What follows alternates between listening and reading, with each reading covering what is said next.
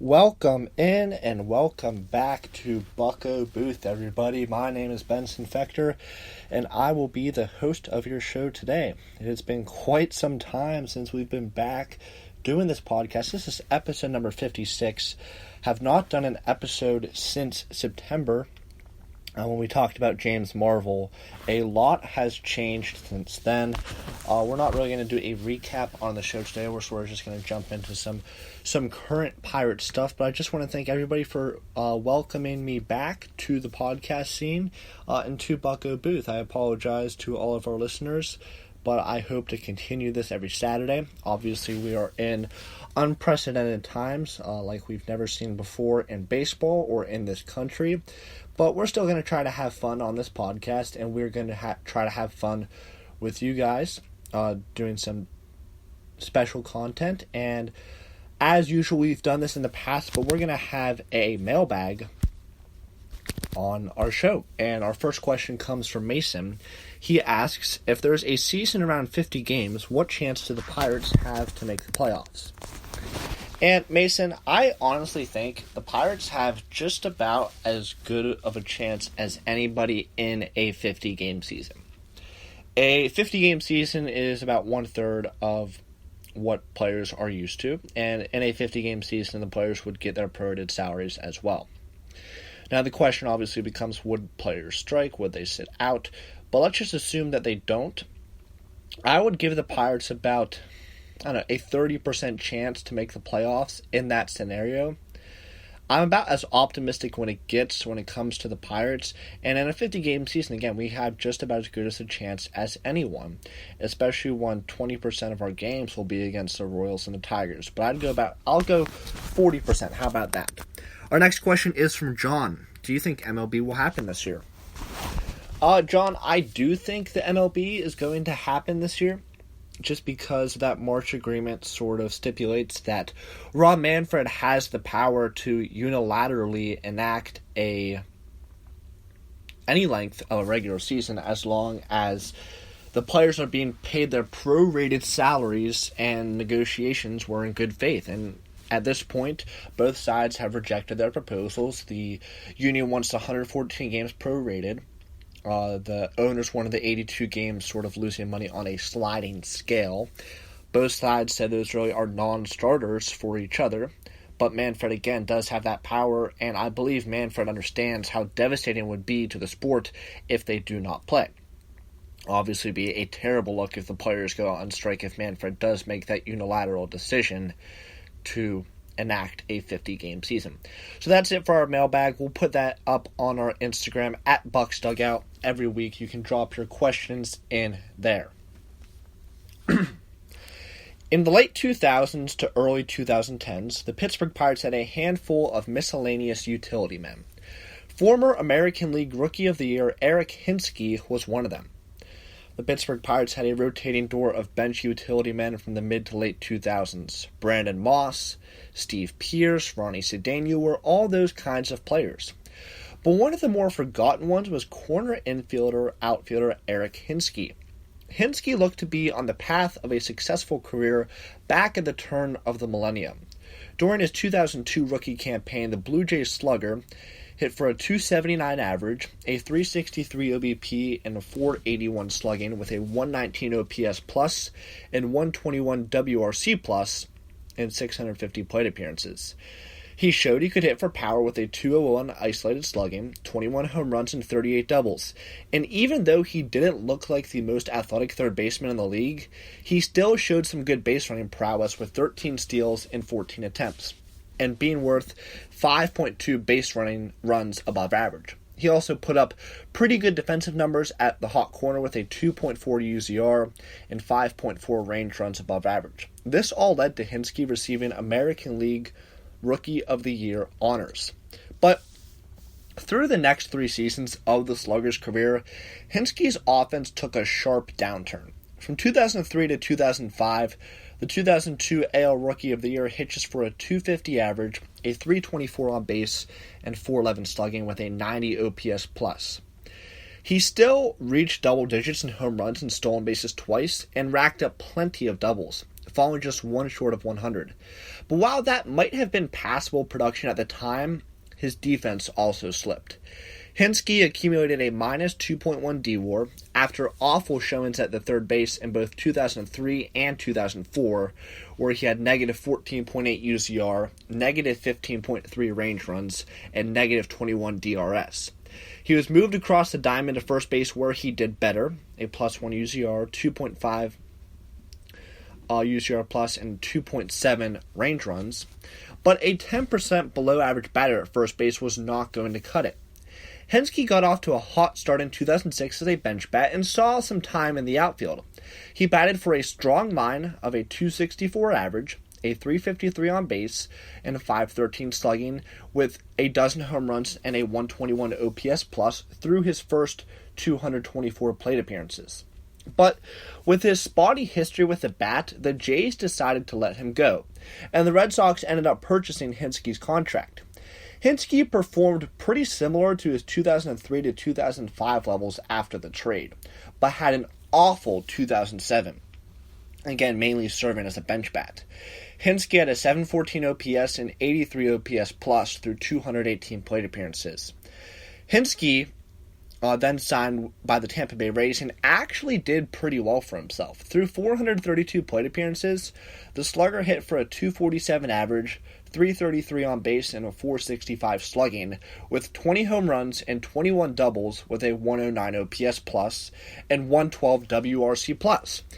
He even showed some defensive skills in the outfield with minus 1 DRS, but plus 2.4 range runs and a 4.8 UZR 150. So this is where we get to his short tenure with the Pittsburgh Pirates. Hinske was signed by the Pirates during the 2008 to 2009 offseason. Although even at his worst, Hinske was good for a handful of extra base hits. He just didn't do that with the Pittsburgh Pirates. Overall, he had a 253 average, 373 on base, 368 slugging, and 99 OPS plus through 126 plate appearances in Pittsburgh. He mainly saw time in right field where he had plus 3 DRS, but also saw a handful of innings at the infield corners. Despite his lackluster numbers, Hinske walked at a strong rate of 13.5% of the time.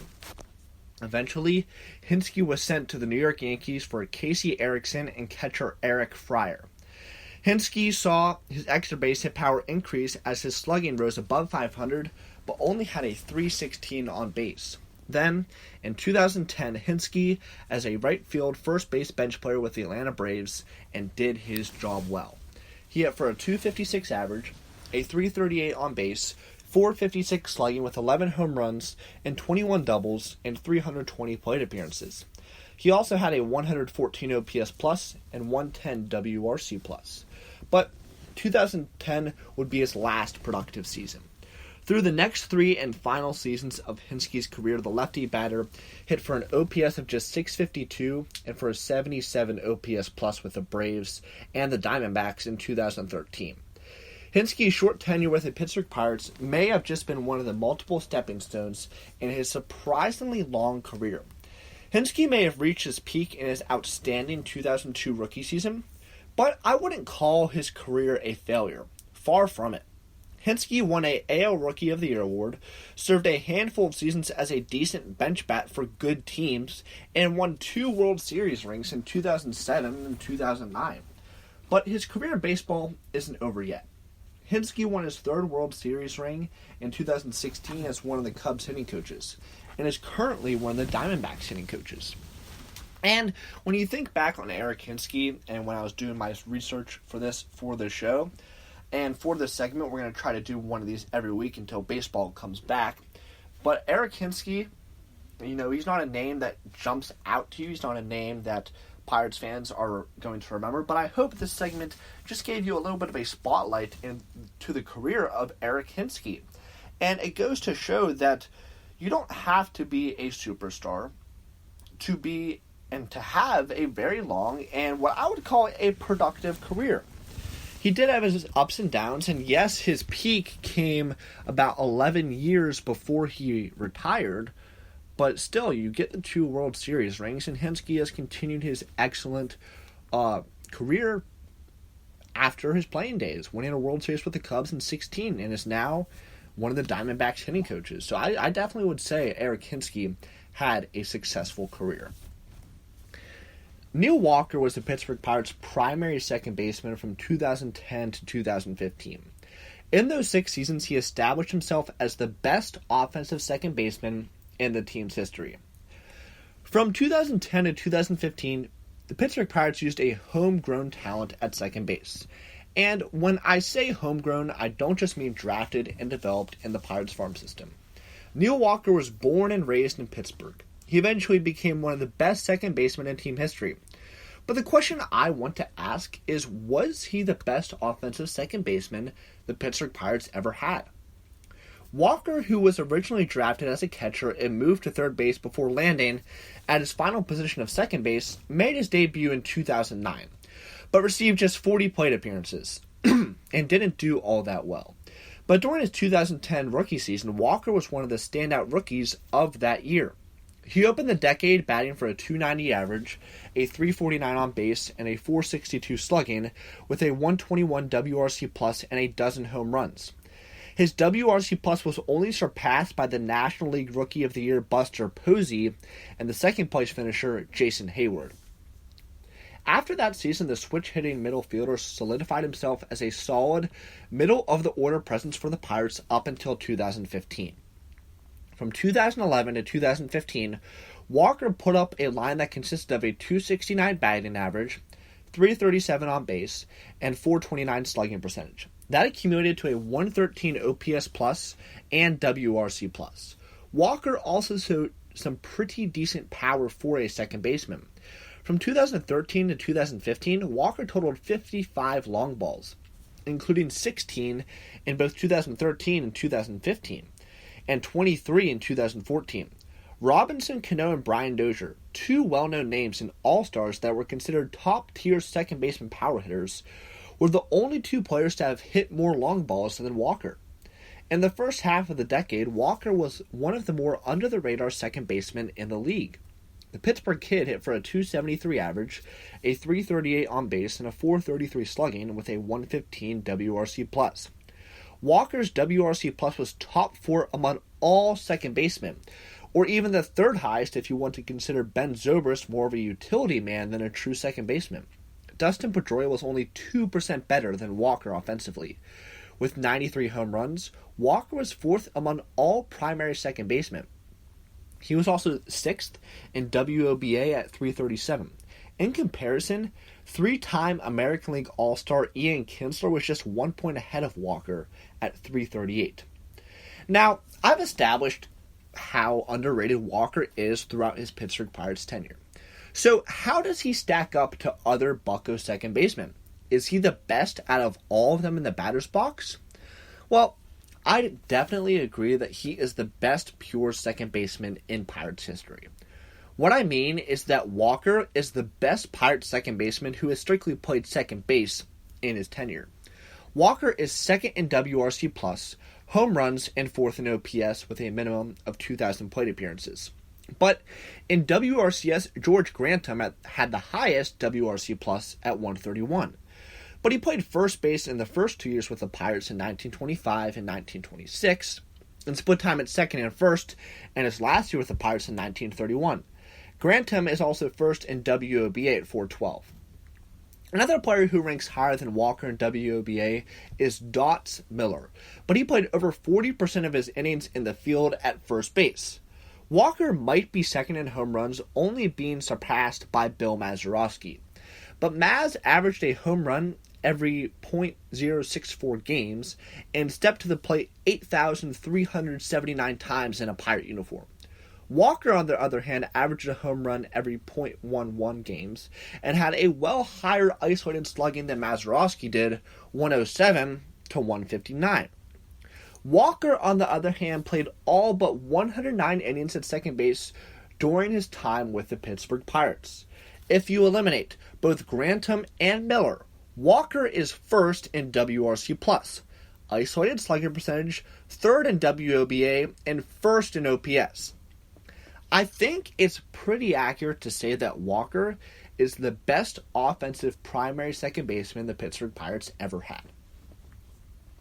And that might surprise some of you. That